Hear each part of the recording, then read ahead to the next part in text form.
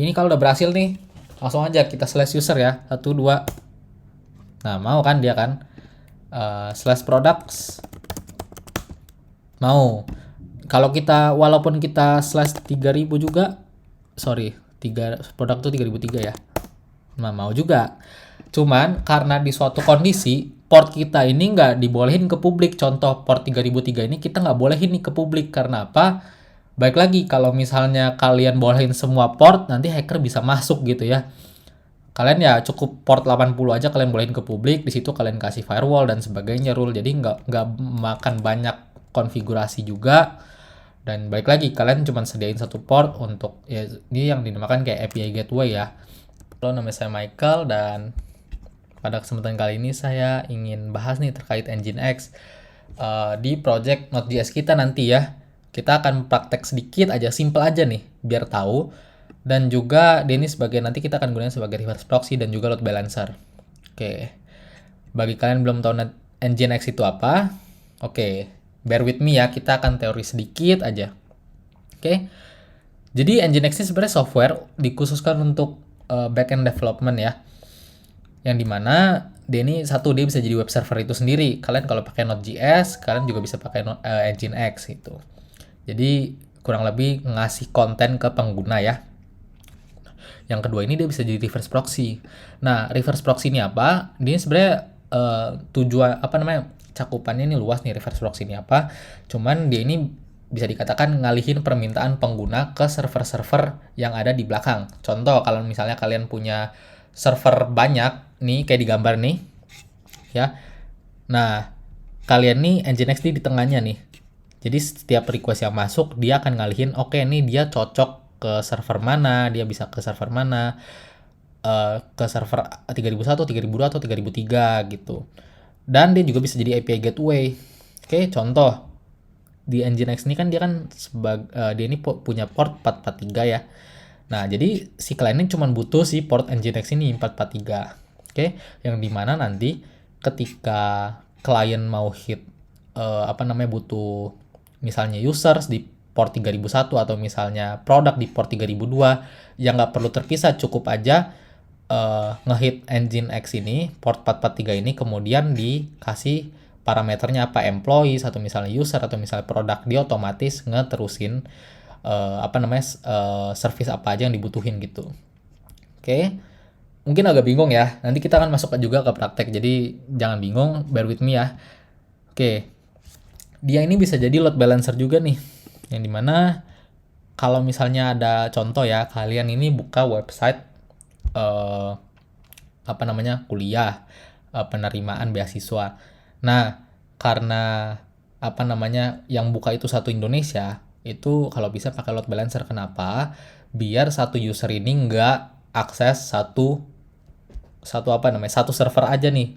Biar semua user ini nggak akses satu server aja. Yang dimana kalau cuma satu server diakses ya udah, alhasil servernya demam ya, servernya down, servernya lemot. Nah, itu bisa jadi kalau karena ada load balancer ini, jadi misalnya nih server A lagi kosong, server B lagi kosong, ya udah kamu masuk user 1 kamu masuk ke server A, user 2 kamu masuk ke server B, yang dimana setiap server ini kurang lebih sama penggunaannya, kurang lebih sama tujuannya gitu. Jadi nggak setiap server ini beda-beda gitu ya. Yang dimana ya balik lagi, kalian punya aplikasi itu bisa ngehandle banyak user yang masuk dan juga ningkatin user experience kalian karena nggak lemot. Yang ketiga, dia bisa ada cachingnya Nginx. Keempat, itu dia bisa kasih keamanan juga. Kalian bisa konfigurasi Nginx ini untuk apa? Contoh, API ini yang buka itu hanya boleh admin ya. Ini bisa langsung dari Nginx-nya ya. Dan juga kalian bisa kasih misal nih kalian rate limit. Jadi semisal suatu user ini mau spam dia punya API, ya udah karena kalian rate limit ya. Jadi user tersebut gak bisa nih nge-spam suatu API gitu. Jadi contoh nih, kalian ini punya website untuk download file. Nah, karena user ini belum premium atau misalnya kalian memang mau rate limit suatu user. Nah, ya udah kalian tuh kasih udah nih satu user cuman bisa akses API ini sekali dalam 1 jam. Ya udah kalian kalau dia mau akses lagi ya nggak bisa gitu. Oke, yang kelima ini dia sering banget digunain dalam arsitektur microservice. Baik lagi terkait ya di gambar ini. Oke, kita balik lagi ke gambar ini ya. Oke, ini kita langsung aja jelasin nih. Di gambar ini contoh nih ada 3 klien ya, 3 PC. Dia mau nge-get data employee. Yang dimana yang pertama kali dilakuin itu dia akan nge-get si Nginx ini. Dia akan nge-hit si Nginx ini dengan port 443. Oke.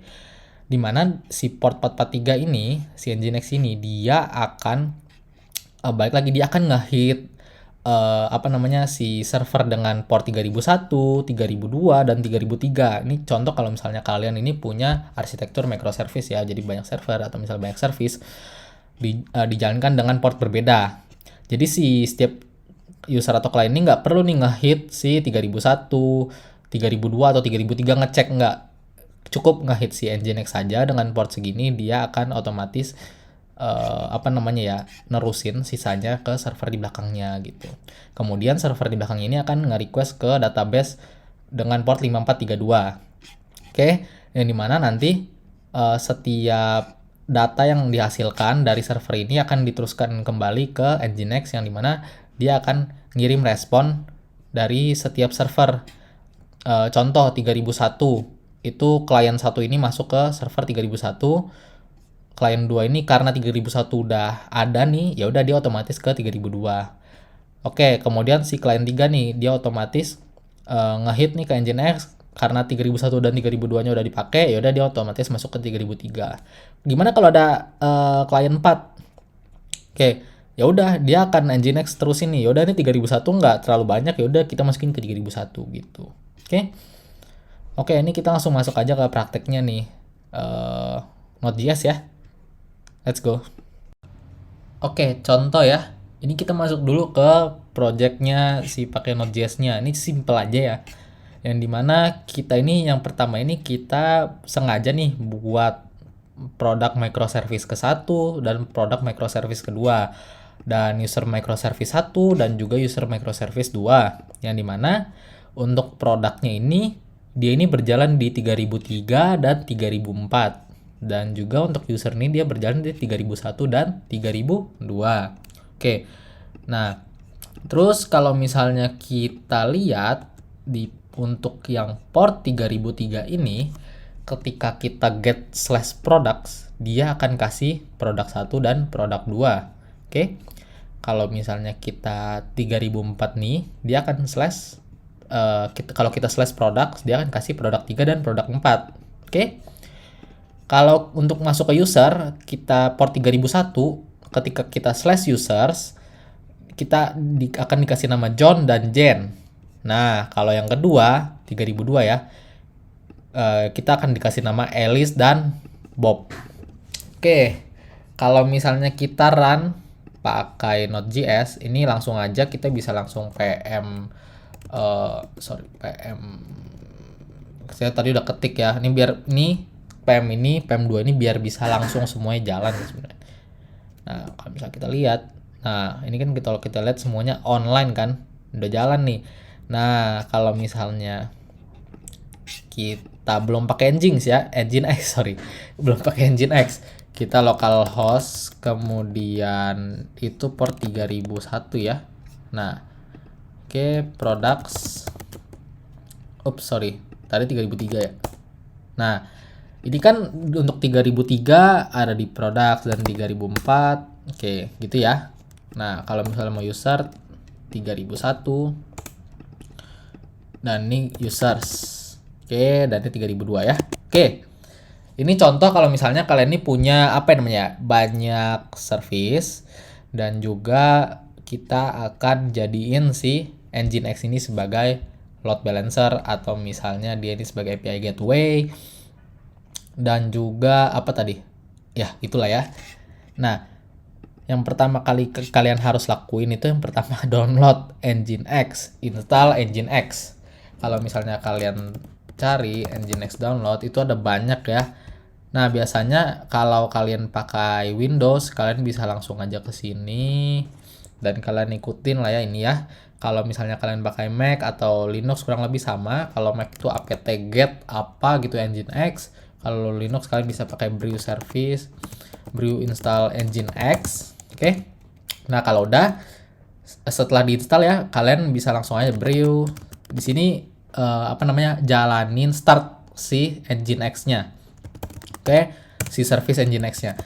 Kita kalau di Mac ini pakai ini, kalau di Linux ya sama kurang lebih pokoknya start juga. Nah, kalau ini berarti saya udah nandain, saya udah jalanin ya. Kalau misalnya kalian mau lihat, dia ini berjalan di port 8080 secara default. Cuman karena tadi saya sudah ganti jadi 80. Sorry, localhost. Nah, kalau ada tulisan ini berarti kalian ini berhasil nih install Nginx, oke? Nah, cuman kalau misalnya kalian masih bingung, oh ya udah kalau gitu terus ngapain nih? Nah, karena Nginx ini lebih ke arah konfigurasi, kita akan main-main di bagian si konfigurasi filenya, oke? Nah, untuk file si Nginx ini, nginx.conf biasanya ya. Nah, dia beda-beda tempatnya setiap operating system. Kalau di saya ini, kalau misalnya kita brew info Nginx, nah dia ini bisa kasih tahu nih.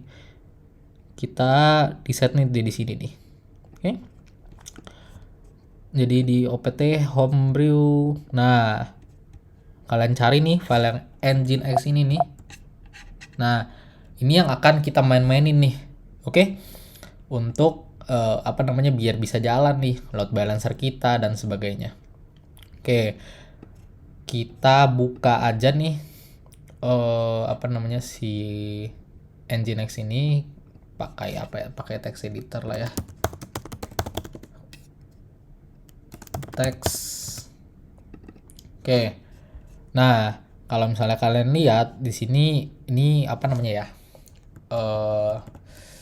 secara defaultnya lah ya, mungkin kalian pusing nih, nggak ngerti.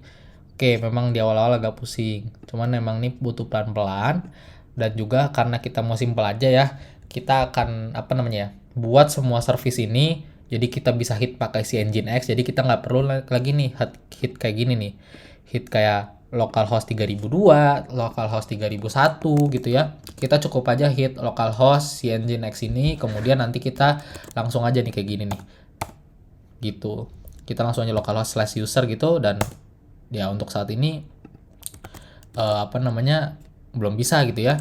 Karena kita belum main-main sama si ini nih. Oke. Nah, baik lagi. Kita kali ini akan edit nih pelan-pelan. Cuman bisa diamatin aja, ini saya sambil jelasin soalnya. Ini yang pertama kali kita hapus aja semuanya. Oke, kita akan masuk nih ke penulisan si rule ya. Kita bacanya si rule untuk si Nginx ini gimana cara dia ngehandle segala koneksi dan sebagainya ya. Oke, di sini kita dalam penulisan konfigurasi si Nginx ini, kita ini pakai bahasanya si Nginx. Jadi bisa dikatakan ya hafalan sebenarnya ya, hafalan balik lagi. Jadi memang baca-baca, lihat-lihat dan sebagainya. Jadi kalau misalnya kalian nggak ngerti ya wajar aja, karena ini kayak hafalan baru lagi aja gitu ya. Oke, yang pertama kali kalian bisa kayak langsung aja nih worker process. Nah, satu berarti ya kita mau pakai si Nginx ini satu aja workernya ya. Kemudian di sini nih kita bisa kayak events, berarti di sini kita mau kayak sebuah blok untuk si engine terkait si ada yang di Nginx ini. Kita bisa kayak misalnya kasih worker connection 1024. Berarti kita maunya setiap worker ini maksimal koneksinya 1024 yang dihandle gitu ya. Baik lagi, kalau kalian bingung ya ini hafalan, kalian banyak aja itu dokumentasinya dan sebagainya. Oke. Nah, ini namanya blok ya. Jadi event block gitu. Baik lagi, di sini kita butuh HTTP block. Nah, di mana di sini segala yang terkait sama HTTP, request. Ini di handle sama Nginx. Nah, kita mau suruh apa? Pertama kali kita mau setup dulu si Nginx tersebut ya. Nah, kita di dalam HTTP block kita blok server lagi, kita buat di sini, kita buat listen 80. Berarti di sini yang di awalnya 80 secara default kita bisa langsung aja localhost 80 gitu untuk biar si Nginx ini adanya di port 80 gitu ya dalam komputer kita. Sebenarnya bisa dikasih kayak port 443 double port untuk si Nginx ini. Cuman di sini kita pakai port 80 aja. Oke, masuk lagi contoh. Nah, di sini kita mau kayak kan kita kan tadi kan awal kan tujuannya kan nggak mau kayak ada port 3001 ini kan. Kita maunya langsung localhost/user gitu ya, atau nggak localhost port 80 aja gitu ya. Nah, kita bisa kasih nih di sini kayak location users. Oke, ini apa nih location users? Berarti di sini ini untuk si Nginx. Jadi nanti kita port 80/user atau misalnya localhost saja. Biasanya ini otomatis defaultnya 80 ya. Localhost/user yang dimana nanti dia mau ngapain?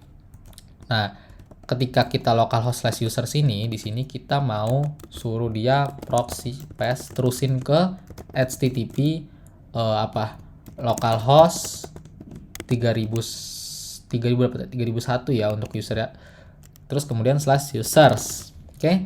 Jadi di sini otomatis ketika kita /user di Nginx, dia otomatis terusinnya ke sini gitu.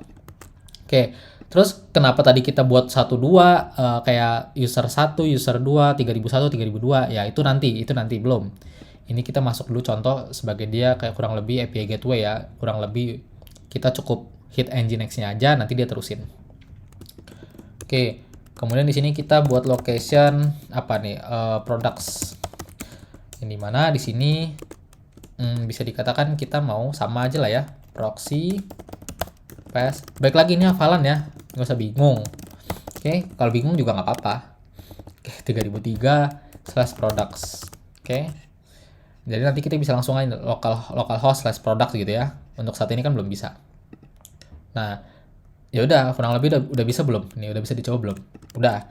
Jangan lupa kalian save filenya, kemudian kalian restart Nginx-nya. Di sini saya pakai Mac, jadi bisa langsung kayak gini. Oke, di sini location directive is not allowed here. Kalau kalian lihat, oke, di sini harusnya di dalam si server ya, di dalam blok server. Oke. Karena ada di save, langsung aja jalanin. Apa nih? Oke, jangan lupa ya titik koma ini sensitif banget ya. Oke, ini kalau udah berhasil nih, langsung aja kita /user ya, 1 2. Nah, mau kan dia kan /products mau. Kalau kita walaupun kita /3000 juga, produk tuh 3003 ya. Nah, mau juga. Cuman karena di suatu kondisi port kita ini nggak dibolehin ke publik. Contoh port 3003 ini kita nggak bolehin nih ke publik. Karena apa? Baik lagi, kalau misalnya kalian bolehin semua port, nanti hacker bisa masuk gitu ya. Kalian ya cukup port 80 aja kalian bolehin ke publik. Di situ kalian kasih firewall dan sebagainya rule. Jadi nggak makan banyak konfigurasi juga. Dan baik lagi, kalian cuma sediain satu port untuk ya ini yang dinamakan kayak API gateway ya. Oke. Nah, baik lagi. Nah, bagian load balancernya mana di sini? Nah, di sini sebenarnya belum ada load balancer. Oke, karena tadi kita ingat ya, karena tadi kita kan ada 3001, 3002 untuk user ya. Nah, di sini kita bisa kayak declare satu blok di bagian HTTP ya. Namanya upstream. Oke, di sini upstream itu untuk bagian sebenarnya load balance. Jadi kita akan masukin di sini kalau bisa di sini kita kasih nama user service. Oke, yang dimana di sini ini kita kasih tahu di bagian user service ini, blok upstream user service ini ya, ini ya si Nginx yang nentuin untuk load balancingnya ya. Di sini kita bisa kasih server, kemudian localhost 3001 gitu ya. Di sini kita bisa kasih tahu, oke, tolong di sini kita untuk yang buat service user nih, kita ada di port localhost 3001 dan localhost 3002 nih. Jadi nanti kamu yang ngaturin nih, entah usernya masuk ke 3001 atau 3002 gitu. Oke? Jadi kalau misalnya banyak user di 3001, dia otomatis ke 3002 gitu. Pasti ini kalian punya ini nih sesuai ya, jangan nanti ini jadi ke 3003. Ini kan untuk products ya, 3002. Baik, lagi kita langsung aja upstream product service berarti ya. Ups, yap. Di sini kita bisa langsung kasih server localhost apa? 3000 3 dan kelamaan ya, langsung paste 3004. Oke. Nah, udah nih. Oke, jangan lupa nih, karena kalian udah pakai ini, ya udah kalian bisa langsung aja nih. Kan kalian kan mau pakai si load balancernya ini ya. Nah, di sini kalian bisa langsung kayak passing nih si HTTP user service, dan juga di sini namanya ya, kalian pas ya. Product service. Kalau nggak ada masalah, harusnya pas kita restart nggak ada error. Oke, nggak ada error. Oke, baik lagi. Ketika kita localhost/products, oke, ini masih sama ya sama yang sebelumnya. Cuman kalau kita enter lagi, kalau kita enter terus, nah kalian lihat, dia otomatis beda kan? 3003 ke produk 3 kita diarahinnya gitu. Ini otomatis si Nginx-nya yang arahin. Jadi pastiin kalian, ini sebagai contoh sebenarnya untuk bedain kalau misalnya dia ini ngarahin kita gitu. Tapi kurang lebih ini sama, dia ini ngarahin kita ke port mana gitu yang bagus gitu untuk diakses gitu. Oke. Nah, balik lagi. User. Oke, kalau misalnya kita enter lagi, nah dia ngarahin lagi gitu ke port, berarti ini ke port 3002 ya. Gitu. Jadi dia nentuin. Nah, ini kurang lebih sama nih. Oke, kalau kita breakdown di sini, di sini bisa kita lihat di bagian upstream ini kurang lebih sama tadi. Kita mau nentuin nih si user service ini ada di server apa aja, localhost 3001 dan localhost 3002 nih. Oke. Yang dimana kalau misalnya localhost 3001 sibuk, ya udah si Nginx ngarahin ke localhost 3002 gitu. Dan server listen ini ini servernya si Nginx ya, portnya Nginx ya. Nanti kalian ini harus buka ini ke public gitu. Kurang lebih gitu ya untuk simpelnya, cuman powerful kalau misalnya nanti kalian ketemu. Oh iya, satu lagi. Kalian ini kan kurang lebih ini kan sebagai API gateway ya. Jadi kalian nembak si Nginx, kemudian dia yang nerusin ke belakangnya gitu ya. Nah, kalian ini sebenarnya bisa juga nanti kan kalau misalnya kalian nih setiap user service ini kalian ini implementasi middleware gitu. Misalnya setiap harus nembak user service, kalian harus lempar token gitu lah ya. Nah, kan kalau kalian seperti itu ya, kalau kalian mau ke user kemudian ke product, kalian butuh token dan sebagainya. Nah, kalau di Nginx ini kalian bisa nanti lempar si token ini, jadi nanti si Nginx ini bisa juga nih nerima headers, nerima token, kemudian dia juga bisa nih verify JWT-nya, tokennya. Jadi di Nginx saja semua ini udah bisa nih ya, karena dia balik lagi di depannya si server itu. Oke. Jadi kalian nggak perlu nih setiap server kalian manggil, kalian passing tokennya gitu. Kenapa? Karena nanti ketika kalian implementasi microservice itu ketika kalian dari user service 1 kemudian kalian mau manggil si product service ya, itu kalian bakal repot karena kalian harus passing lagi tuh token dari user service, kalian passing lagi ke product service.